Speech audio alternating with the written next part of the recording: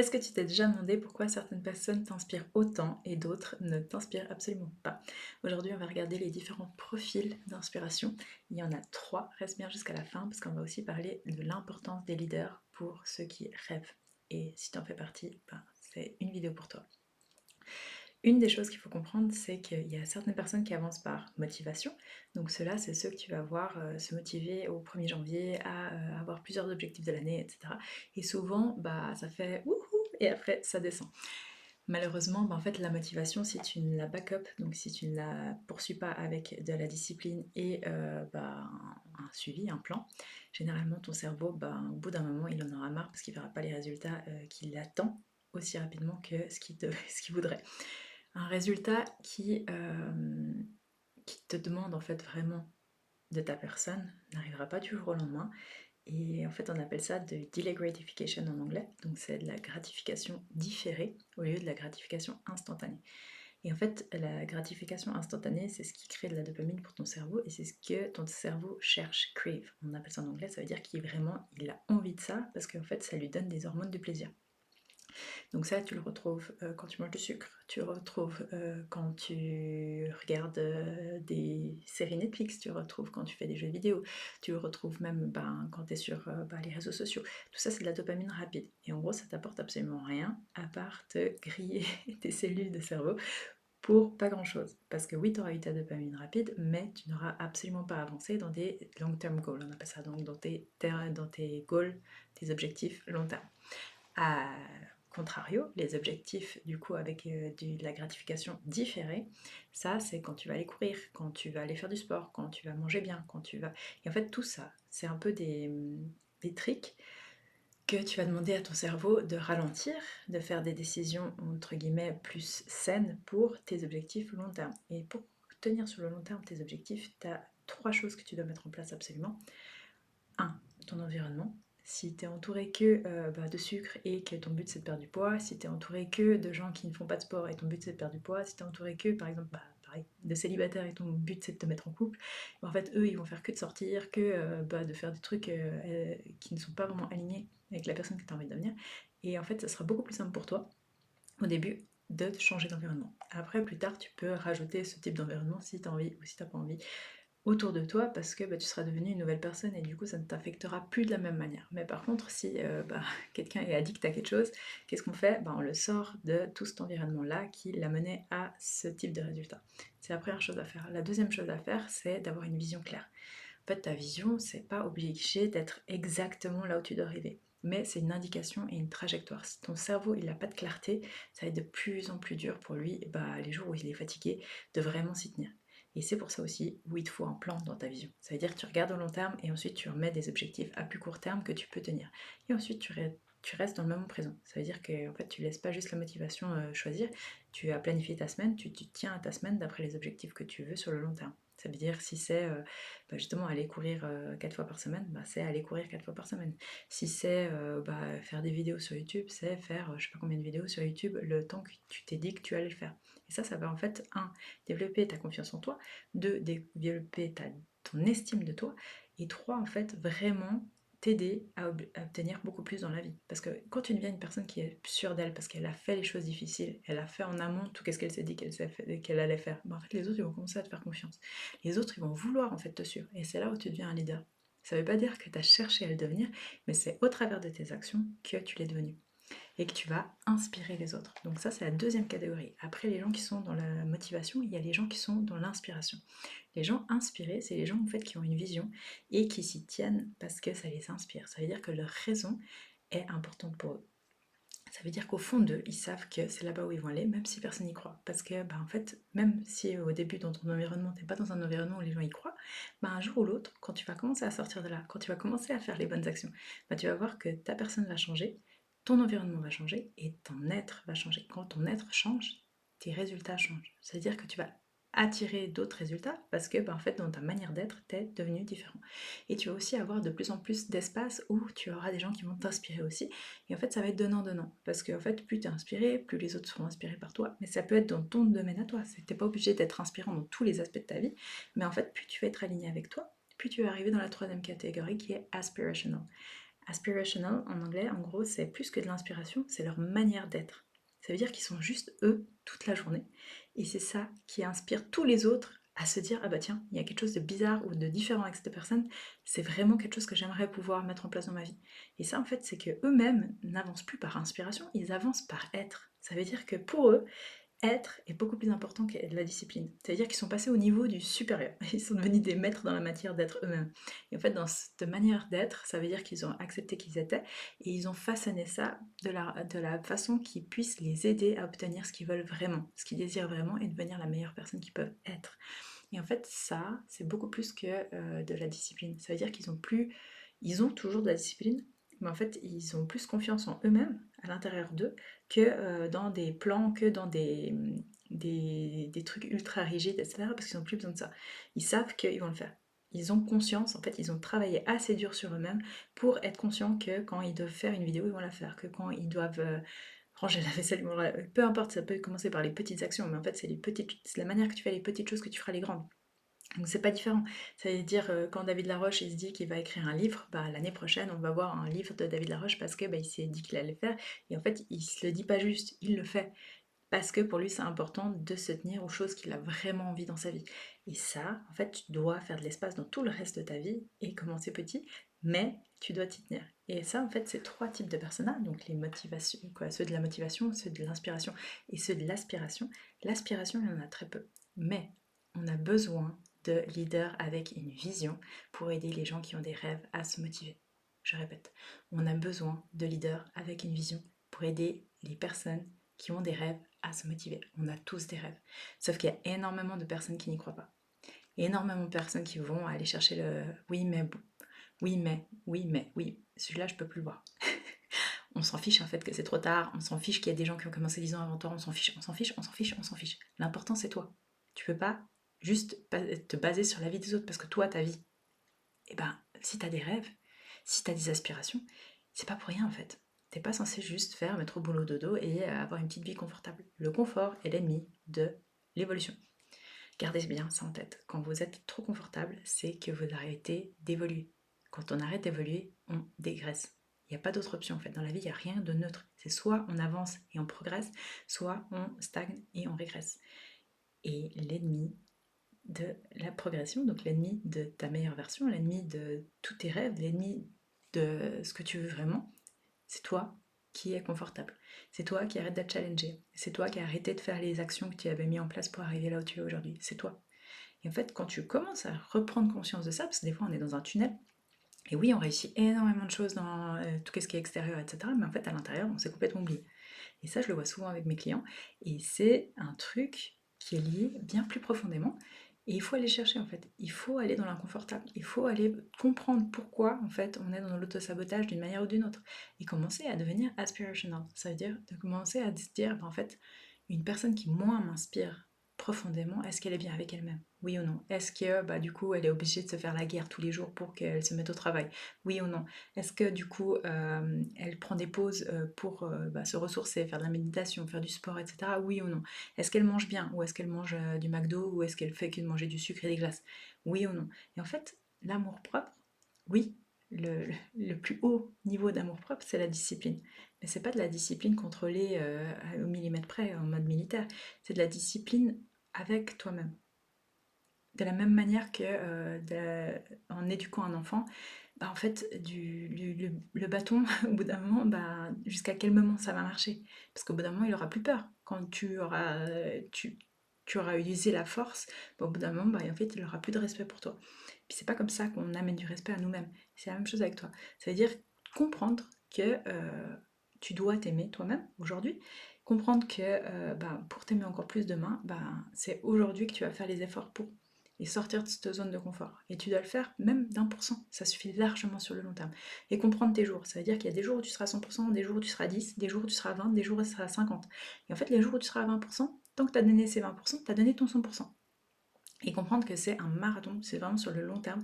Ça veut dire que c'est aussi pour ça qu'il faut chercher des habitudes que tu peux tenir, pas essayer de copier-coller un schéma que tu as vu sur internet où les gens ils se lèvent à 5h du matin pour faire 150 pompes. Non, en fait, ça c'est pas la réussite en soi. Tu peux te mettre des challenges comme ça, il n'y a aucun souci. Mais toi, qu'est-ce que tu veux vraiment? Est-ce que d'avoir des gros bras, c'est ça que tu veux? Oui, ok, bon bah d'accord. Commence à faire des tractions, commence à faire ci, commence à faire ça. On est d'accord. Mais si toi dans ta vie, c'est justement d'avoir plus de tranquillité, d'avoir plus de paix d'esprit, d'avoir plus de joie, bah ça commence par te demander, ok, dans quel environnement j'ai déjà eu de la joie, plus de paix, plus de... Quel moment dans ma vie en fait je me suis sentie comme ça? Et recherche ces moments-là et commence en fait à aligner tes journées avec ça. À quoi elles ressemblent tes journées idéales? À quoi elle ressemble ton couple idéal? À quoi il ressemble tes amitiés idéales? À quoi elle ressemble ta vie idéale? Et en fait, commence à construire par inspiration. Et après, tu verras qu'en étant toi, tu peux devenir aspirational also pour les autres. Moi, j'ai eu de la chance parce que depuis jeune, j'ai cherché ce genre de personnes autour de moi. Et je les ai trouvées au travers des voyages. Une des personnes, c'était justement Renata, qui aujourd'hui est une de mes meilleures amies. Quand j'avais 19 ans, je venais d'arriver en Thaïlande avec mon petit sac à dos. Je partais d'Australie parce que j'étais en Australie pour apprendre l'anglais, pour faire mes études après en anglais. Et du coup, j'ai rencontré cette Renata. Renata est magnifique, dans le sens qu'elle est très très belle au naturel, elle est très ancrée en elle, quand tu la vois marcher, elle ne va pas attirer l'attention, mais les gens ils vont se retourner, c'est comme un magnet. Et en fait, elle est très introvertie quand même, donc elle ne va pas forcément parler fort ou autre, mais tu vois qu'elle inspire. Et ça m'a percuté, j'étais à waouh, c'était la première fille en fait qui faisait des arts martiaux à ce niveau, donc de la boxe thaïlandaise en l'occurrence, qui pour le coup avait fait des grandes études, donc elle était avocate de base, elle a fait son bachelor et son master en avocat du Brésil, et elle était venue en Thaïlande parce qu'avec son copain ils ont ouvert une gym de Muay Thai au Brésil. Et moi j'étais waouh, je viens de la Suisse, donc pour moi c'est très carré. Tu fais des études d'avocat, c'est pour devenir avocat. Tu vas pas commencer à lancer un truc de sport et puis faire du sport. Non, c'est pas ça. T'es suisse, t'es carré. Et du coup j'étais waouh, c'est impressionnant d'avoir fait ce step, dans le sens de se dire, peut-être que mes études c'est cool, c'est intéressant, bien sûr je suis intelligente, mais c'est pas ce que je veux faire de ma vie et j'aurais beaucoup plus d'impact à faire ce qui est vraiment pour moi. Et elle, pour elle, c'était vraiment les arts martiaux, ça a toujours été. Aujourd'hui, elle est ceinture noire de Jiu-Jitsu, elle donne des séminaires partout, elle fait des retraites, on en fait une d'ailleurs en mars l'année prochaine si vous voulez venir en Thaïlande. Et en fait, ça, vous avez juste à marquer retreat, retraite en commentaire et je vous enverrai les documents pour vous informer. Mais du coup, ça, pour moi, en fait, c'était aspirational. Avec le temps, j'ai compris. Au début, je pensais que c'était juste une inspiration parce que je me disais, mais en fait, il y a d'autres manières de vivre. Et en fait, c'est inspirant de voir une femme qui est bien dans son couple, qui est bien dans sa vie, qui ose en fait remettre en question un peu les normes. Parce qu'au Brésil, quand tu fais des grandes études, généralement, tu restes dans un bon job. Tu vas pas te dire, tiens, non, on va pas le faire, tu vois. C'est pas comme la Suisse du tout, même si, du coup, il y a quand même ce truc bah, du capitalisme où tu fais des études pour avoir des bons salaires, etc. En fait, elle faisait aussi beaucoup plus d'argent avec sa gym, donc avec ses cours privés, etc., qu'en étant avocate. Et au niveau brésilien, hein. Donc, mais ça a commencé en fait à maturer aussi dans ma tête. Et aussi après, j'ai commencé à les reconnaître plus, 5 ans après. Donc ça, j'avais 19 ans quand elle m'a vraiment inspirée et marquée. Cette image, elle m'est vraiment restée, alors que je lui parlais, je lui parlais pas forcément énormément, quoi, dans le sens qu'elle elle avait sa vie, et puis moi j'avais mes entraînements. Puis en fait, 5 ans après, on s'est retrouvés de nouveau en Thaïlande au même moment, la même gym. Et là, j'ai appris à la connaître, c'est vraiment devenu une amie. Et là aussi, j'ai appris avec elle qu'elle avait un appartement, qu'en gros, elle avait sous-loué au Brésil, et que du coup, ça lui donnait de l'argent pour pouvoir vivre dans les pays asiatiques, etc. Une partie en tout cas. Waouh! J'étais waouh, trop intéressant. Jamais j'aurais pensé qu'on pouvait faire ce genre de choses. Aujourd'hui, je suis propriétaire et je pense que ça vient pas de rien. Et elle, en fait, elle a rien fait d'autre qu'être elle-même. Et en fait, elle attire les opportunités en étant elle, en étant au bon moment, bon endroit et en s'écoutant. Mais par contre, c'est quelqu'un qui va faire que elle. Ça veut dire, elle se lève le matin, elle va regarder le lever du soleil, elle va s'entraîner, elle va manger correctement, elle va s'entraîner le soir, elle va chercher à se pousser, donc elle va faire aussi d'autres sports comme le conditioning, elle va faire du Muay Thai. Ça, en fait, c'est son environnement. Et elle l'a façonné autour d'elle, autour de qui elle est vraiment. Et elle inspire tellement de femmes, je pense que vous n'imaginez même pas quand vous n'êtes pas autour d'elle. Mais ça, elle a changé clairement ma manière de percevoir la vie ou ma manière de percevoir les choses qui étaient possibles. Pourquoi? Parce que c'était quelqu'un déjà qui venait d'un pays plus pauvre que le mien et qui avait réussi, entre guillemets, mieux que moi à être libre alors que j'étais suisse. Et en fait, c'est là où j'ai commencé petit à petit à avoir de plus en plus en fait, d'inspiration sur le fait que peut-être ce qu'on nous apprend n'est pas la vérité, ou alors ce n'est pas la vérité que moi je cherche. Et bien évidemment, ça m'a pris du temps, ça m'a pris 15 ans pour comprendre que ce que je cherchais, c'était la liberté. Et la liberté, en fait, c'est toi qui va devoir en fait trouver tes propres chaînes. C'est-à-dire que tu vas choisir tes propres chaînes. C'est pas que du jour au lendemain, il n'y aura plus rien à faire. Mais en fait, tu dois faire toi, tu dois maintenir ta vision, tu dois devenir un leader, tu dois devenir le leader de ta vie. Et des leaders, en fait, c'est pas que des gens politiques, non. T'es une maman, t'as une vision pour ta famille, t'es quelqu'un qui travaille dans une boîte, t'as une vision pour cette boîte, t'es quelqu'un qui travaille dans la musique, t'as une vision pour l'industrie. Et en fait, c'est juste, ok, ce que je vois, ce que j'imagine, ça peut devenir réalité. Et après, tu vas trouver en fait des gens qui ont des rêves. Et tu vas réussir à les motiver. Et eux, les rêves qui sont en commun avec ce que toi tu apportes, ça va les aider. Parce qu'ils ont besoin en fait d'une vision. La plupart des gens n'arrivent pas à avoir de vision. La plupart des gens, ils n'arrivent même pas à voir à la fin du mois. Ils vivent paycheck to paycheck. Ça veut dire ils attendent leur salaire jusqu'au salaire. Et en fait, ça, c'est pire que de la drogue dans les veines. Parce que tu es confortable.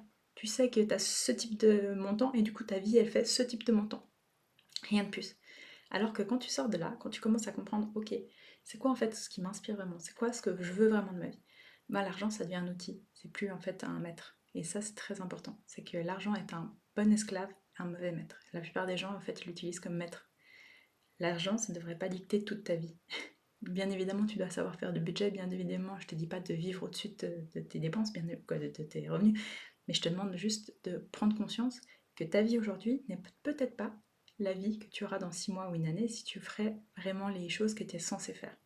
Et ça, c'est difficile pour la plupart des gens parce qu'en fait, comme ta réalité, c'est la seule chose que tu vois, bah de voir autre chose que tu ne vois pas à l'œil nu, encore, parce que tu ne l'as pas encore créé, c'est difficile parce que ça demande du courage. Et en fait, le courage n'est pas en absence de peur. Ok. Donc la peur fait partie du jeu. Et ça, c'est une grosse différence entre bravery and courage. C'est-à-dire être brave, c'est juste passer à l'action sans savoir qu'il y a des risques ou sans savoir que bah, tu peux te faire mal. Et avoir du courage, être courageux, c'est être conscient des risques, être conscient de ce qui peut mal se passer et agir quand même. Agir même si. Pourquoi? Parce que bah, en fait, si tu ne prends pas des risques, au bout d'un moment, bah, tu peux pas avoir les rewards. Tu peux pas avoir les mêmes coming back bilingue. Pardon. Non, mais tu peux pas en fait avoir les mêmes recettes que quelqu'un qui, bah, pour le coup, a pris des risques si toi tu n'en as pas pris. Et ça, en fait, réfléchir par soi-même, commencer à comprendre qu'est-ce que c'est qu'une vie réussie pour toi. Est-ce que c'est attendre la retraite? Est-ce que c'est vivre avant? Et comprendre que tu peux gérer ta retraite tout seul comme un grand ou toute seule comme une grande. Moi, je l'explique dans toutes mes formations. Apprenez, en fait, c'est des compétences, l'argent. Apprendre à investir par soi-même, c'est une des plus grosses compétences que tu peux avoir pour ta liberté. Parce que bah, on peut plus te dire fais attention pour ta retraite. Tu sais la créer ta retraite. Et ça c'est dans les petites choses. Tu vas plus en fait te poser 3000 questions quand tu vas commencer à apprendre à vendre des choses que tu sais faire. Moi j'appelle ça de la vente transformationnelle. Et il n'y a rien de plus inspirant en fait que d'aider et vraiment d'accompagner bah, les personnes que j'accompagne parce que bah, elles ont vraiment des prises de conscience, on avance sans aller dans le forcing, elles comprennent qu'il y a une autre manière de vivre, une autre manière de faire les choses, que tu peux tout aussi te surpasser en étant bah, justement aligné dans l'aspiration, plus en fait dans le désespoir de devoir prouver quelque chose à quelqu'un, de devoir prouver que ton existence a un but, que de devoir prouver qu'en faisant autant d'argent maintenant t'es quelqu'un et puis du coup on doit te respecter. Mais en fait, les gens ils ont aucune conscience de où t'es parti. Parce que la plupart des gens ils t'ont pas suivi sur tout ce long terme. Parce que déjà, bah, si t'as dû passer d'une étape à une autre qui est beaucoup plus haute, ben, ton environnement a beaucoup changé. Et les gens qui sont dans ton nouvel environnement, ben, peut-être qu'eux, ils sont toujours gravités là-dedans et qu'ils n'ont aucune conscience que toi, tu reviens d'un autre environnement complètement différent d'eux. Et en fait, ça, c'est ce qui fait la discrepancy. Et c'est ça aussi qui fait que bah, tu vas commencer à porter d'autres masques. Tu vas commencer à avoir des masques de l'antifragilité ou du fait que bah, tu vas jamais vouloir être vulnérable, etc. Et puis en fait, tu vas t'éloigner des gens au lieu de te rapprocher d'eux. Et l'important, c'est la relation que tu as autour de toi avec les gens que tu es, avec qui tu vis, en tout cas, avec qui tu partages beaucoup, avec qui tu conscientises ou avec qui tu avances concrètement. C'est important que tu puisses être toi-même, que tu puisses être ouvert, que tu puisses comprendre que l'erreur fait partie du jeu dans tous les domaines et que c'est ok, que de toute façon tu vas te relever, de toute façon tu vas apprendre et qu'il n'y a rien de pire que de se retenir et de ne pas pouvoir oser être toi. Parce qu'à la fin de la vie, c'est quoi le but? Et c'est ça un peu la question qu'il faut vraiment se poser. Parce que pour devenir aspirational, c'est pas avoir le plus, c'est être. Être au maximum. Et une fois que tu es, tu feras en conséquence pour avoir. Tout ce que j'ai à dire dans cette vidéo. J'espère que ça t'a plu. N'hésite pas à me le dire en commentaire, à l'envoyer à quelqu'un à qui ça pourrait servir. Et je te dis à tout bientôt. Ciao, ciao!